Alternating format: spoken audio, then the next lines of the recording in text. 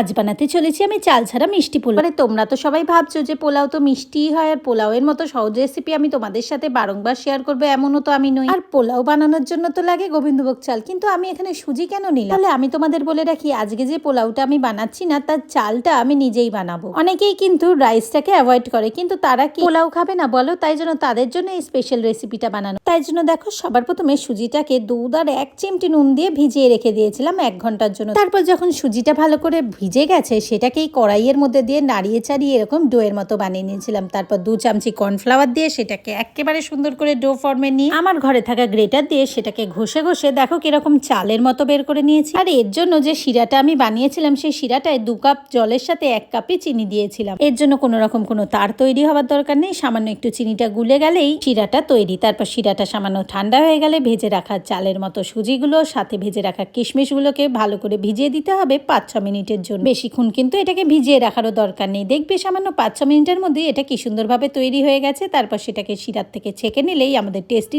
চাল ছাড়া মিষ্টি পোলাও কিন্তু একেবারে তৈরি হয়ে যাবে। তোমরাও কিন্তু বাড়িতে বানিও, কেমন?